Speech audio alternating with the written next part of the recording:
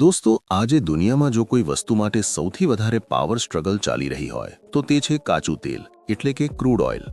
પણ શું તમે ક્યારેય એવું વિચાર્યું છે કે જે પેટ્રોલ ડીઝલના લીધે આખી દુનિયાની ઇકોનોમી ચાલે છે તે આખરે બને છે ક્યાં? જવાબ કોઈ જમીન પર નહીં પણ ઊંડા સમુદ્રના સન્નાટામાં છુપાયેલો છે. આ કોઈ ફેક્ટરીમાં બનતી સામાન્ય વસ્તુ નથી. આની વાર્તા શરૂ થાય છે સમુદ્રની એ ઊંડી અને અંધારી ખાઈઓમાં જ્યાં માણસનું જવું લગભગ અશક્ય છે.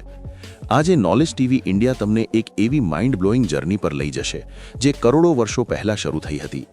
સમુદ્રના ઊંચા મોજાઓ વચ્ચે ઊભેલા એક વિશાળકાય લોખંડના શહેરથી લઈને તમારી ગાડીના એન્જિન સુધીની પૂરી પ્રોસેસ.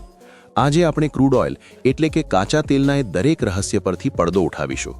તો પોતાની સીટ બેલ્ટ બાંધી લો, કારણ કે આ સફર બહુ ઊંડી હવાની છે. ફેઝ 1, સમુદ્રની અંદર ખજાનાની શોધ. કાચું તેલ અથવા બ્લેક ગોલ્ડ શોધવાની આ પ્રોસેસ કોઈ ડિટેક્ટિવ સ્ટોરીથી કમ નથી. પણ તેલ ત્યાં આવ્યું કેવી રીતે? કરોડો વર્ષો પહેલા સમુદ્રમાં રહેતા નાના નાના જીવો, જેને પ્લેન્ક્ટન્સ કહેવાય છે, તે મર્યા પછી સમુદ્રના તળિયે જમા થવા લાગ્યા. તેમની ઉપર માટી અને રેતીના હજારો લેયર્સ જમા થતા ગયા. કરોડો વર્ષોના એક્સ્ટ્રીમ પ્રેશર અને ધરતીની ગરમીએ એ ડેડ બોડીઝને કાચા તેલ અને નેચરલ ગેસમાં બદલી નાખી.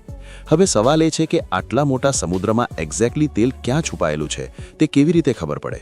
આના માટે એન્જિનિયર્સ સિસ્મિક સર્વેનો ઉપયોગ કરે છે.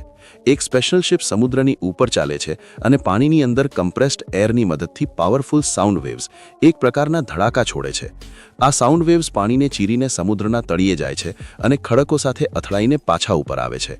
શિપ પર લાગેલા સેન્સિટિવ માઇક્રોફોન્સ, જેને હાઇડ્રોફોન્સ કહે છે, આ પાછા આવતા અવાજોને રેકોર્ડ કરે છે.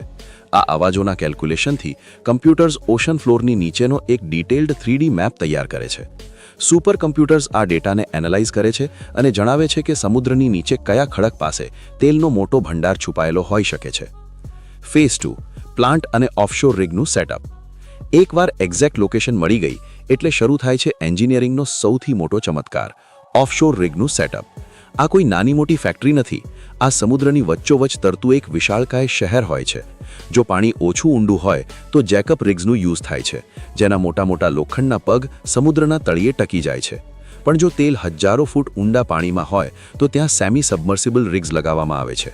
આને મોટા એન્કર્સ અને જીપીએસ પોઝિશનિંગ સિસ્ટમ્સના માધ્યમથી એક જ જગ્યાએ તરતા ફિક્સ કરી દેવામાં આવે છે. આ રિગ્સ પર હેલિપેડ્સ, વર્કર્સ માટે રહેવાના ક્વાર્ટર્સ અને મેસિવ ક્રેન્સ લાગેલી હોય છે.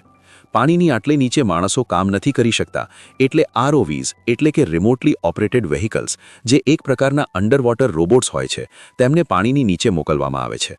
આ રોબોટ્સ કેમેરા અને મિકેનિકલ હાથની મદદથી સમુદ્રના તળિયે હેવી મશીન સેટ કરે છે. હવે વારો આવે છે ડ્રિલિંગનો. એક વિશાળ ડ્રિલ પાઇપ, જેની આગળ ઇન્ડસ્ટ્રીયલ ડાયમંડ અને ટંગસ્ટનથી બનેલું એક ફરતું ડ્રિલ બીટ લાગેલું હોય છે, તે સમુદ્રના તળિયાને ચીરીને નીચે ઉતરે છે. જેમ જેમ ડ્રિલ બીટ પથ્થરોને કાપે છે, તેમાં એક સ્પેશિયલ મડ એટલે કે કાદવ પંપ કરવામાં આવે છે. આ મડ ડ્રિલ બીટને ઠંડુ રાખે છે અને સાથે જ અંદરના એક્સ્ટ્રીમ પ્રેશરને કંટ્રોલ કરે છે, જેથી તેલ બ્લાસ્ટ થઈને બહાર ના આવી જાય. સમુદ્રની સપાટીથી અનેક કિલોમીટર નીચે જ્યારે આ ડ્રિલ ઓઇલ રિઝર્વોયરને હિટ કરે છે, ત્યારે કાચું તેલ એ પાઇપ દ્વારા ઝડપથી ઉપર સરફેસ તરફ આવવાનું શરૂ થઈ જાય છે. ફેઝ 3, ક્રૂડ ઓઇલનું ટ્રાન્સપોર્ટ, એક જાયન્ટ લોજિસ્ટિક્સ ઓપરેશન. હવે જે તેલ ઉપર આવ્યું છે તે ડિરેક્ટ યુઝ કરવા લાયક નથી હોતું. તે કાળા, ઘાટા અને દુર્ગંધવાળા કાદવ જેવું હોય છે, જેમાં ગેસ, પાણી અને રેતી મિક્સ હોય છે. રિગ પર જ સૌથી પહેલા સેપરેટર્સનો યુઝ કરીને આમાંથી નેચરલ ગેસ અને પાણીને અલગ કરવામાં આવે છે.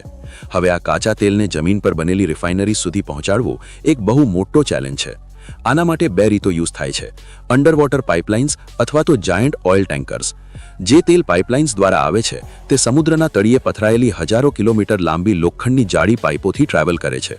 પણ જ્યાં પાઇપલાઇન્સ નથી પાથરી શકાતી, ત્યાં એન્ટ્રી થાય છે મેરીટાઈમ ટ્રાન્સપોર્ટના સૌથી મોટા જાયન્ટ્સની, સુપર ટેન્કર્સ, જેને VLCC કહેવામાં આવે છે.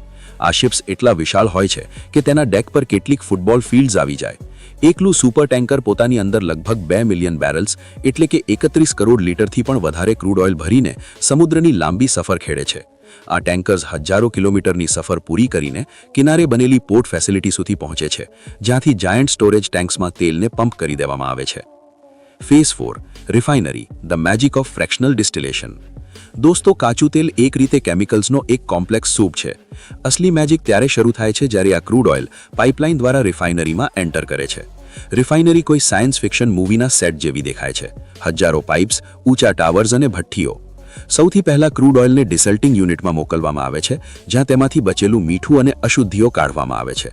એના પછી શરૂ થાય છે મેઇન પ્રોસેસ, ફ્રેક્શનલ ડિસ્ટિલેશન. કાચા તેલને એક વિશાળ ફર્નેસ એટલે કે ભઠ્ઠીમાં લગભગ 400 ડિગ્રી સેલ્સિયસ પર ઉકાળવામાં આવે છે. આટલી વધારે ગરમીમાં કાચું તેલ ઉકળીને વરાળ એટલે કે વેપરમાં બદલાઈ જાય છે. આ વેપર એક બહુ ઊંચા ટાવરમાં એન્ટર થાય છે, જેને ડિસ્ટિલેશન કોલમ કહે છે. આ કોલમની ડિઝાઇન બહુ ખાસ હોય છે. તે નીચેથી સૌથી ગરમ હોય છે અને જેમ જેમ તમે ઉપર જશો તેમ તેમ ટેમ્પરેચર ઓછું થતું જાય છે. કાચા તેલમાં અલગ અલગ હાઇડ્રોકાર્બન્સ હોય છે અને દરેકનો બોઇલિંગ પોઈન્ટ અલગ હોય છે. જેમ જેમ વરાળ ટાવરમાં ઉપર જાય છે તે ઠંડી થવા લાગે છે અને અલગ અલગ હાઇટ પર અલગ અલગ લિક્વિડ્સમાં બદલાઈને ટ્રેમાં જમા થઈ જાય છે. સૌથી ઉપર જ્યાં ટેમ્પરેચર સૌથી ઓછું લગભગ 20 ડિગ્રી સેલ્સિયસ હોય છે, ત્યાં બને છે પેટ્રોલિયમ ગેસીસ જેમ કે LPG, જે આપણા ઘરોમાં રાંધવાના કામમાં આવે છે.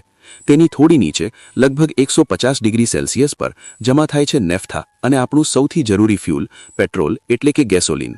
એનાથી પણ નીચે 200 ડિગ્રી સેલ્સિયસ પર નીકળે છે કેરોસીન, જેનાથી હવાઈ જહાજનું જેટ ફ્યુલ બને છે. લગભગ 300 ડિગ્રી સેલ્સિયસ પર ટાવરના નીચેના ભાગમાં આપણને મળે છે હેવી અને પાવરફુલ ડીઝલ, જે ટ્રકો અને ટ્રેનોની જાન છે. અને જે ભાગ વરાળ નથી બની શકતો અને સૌથી નીચે જમા રહી જાય છે તે એક બહુ જ ઘાટો અને ચીકણો પદાર્થ હોય છે, જેને બિટ્યુમેન અથવા ડામર કહે છે. આ જ ડામરથી આપણા અને તમારા શહેરના રસ્તાઓ બને છે. પણ વાત અહીંયા પૂરી નથી થતી.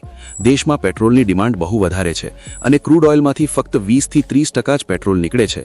એટલે સાયન્ટિસ્ટો એક નવું સ્ટેપ લાવ્યા, જેને ક્રેકિંગ કહે છે. આ પ્રોસેસમાં હેવી લિક્વિડ્સને હાઈ પ્રેશર અને કેટાલિસ્ટની મદદથી તોડીને તેમને પણ હળવા પેટ્રોલમાં બદલી દેવામાં આવે છે. એના પછી આ ફ્યુલ્સમાંથી સલ્ફરને દૂર કરવામાં આવે છે, જેથી પોલ્યુશન ઓછું થાય અને આને એન્જિન માટે બિલકુલ પ્યોર બનાવવામાં આવે છે. દોસ્તો, સમુદ્રના અંધારાથી આ આગની ભઠ્ઠી સુધીની સફર પછી આ પ્યોર રિફાઇન્ડ પેટ્રોલ અને ડીઝલ ફાઇનલી અંડરગ્રાઉન્ડ પાઇપલાઇન્સ અને ટેન્ક ટ્રક્સ દ્વારા તમારા શહેરના પેટ્રોલ પંપના અંડરગ્રાઉન્ડ ટેન્ક સુધી લાવવામાં આવે છે અને ત્યાંથી એક નોઝલ દ્વારા આ હાઈ ક્વોલિટી એનર્જી તમારી બાઇક કે કારના ફ્યુલ ટેન્કમાં એન્ટર કરે છે. એક કાચા ઘાટા તેલે તમને ચાલવા માટે પેટ્રોલ આપ્યું, ઉડવા માટે જેટ ફ્યુલ આપ્યું, ખાવાનું બનાવવા માટે ગેસ આપ્યું અને ગાડી ચલાવવા માટે રસ્તો એટલે કે ડામર પણ આપ્યું. એક પણ ટીપું વેસ્ટ નથી થતું. તો આગલી વખતે જ્યારે મીટર પર પૈસાને સ્પીડમાં ભાગતા જુઓ તો એ કાચા તેલની આ મહાસાગરવાળી લાંબી અને કઠિન સફરને ચોક્કસ યાદ કરજો. જો તમને નોલેજ ટીવી ઇન્ડિયા પર આજનો આ ડિટેલ્ડ વિડીયો પસંદ આવ્યો હોય તો વિડીયોને તમારા મિત્રો સાથે શેર ચોક્કસ કરજો, લાઇક કરજો અને દુનિયાના આવા જ ડીપ અને ઇન્ટરેસ્ટિંગ ફેક્ટ્સ જાણવા માટે ચેનલને સબસ્ક્રાઇબ કરીને બેલ આઇકન જરૂર દબાવજો. મળીએ છીએ આવતા વિડીયોમાં એક નવી મિસ્ટ્રી સાથે.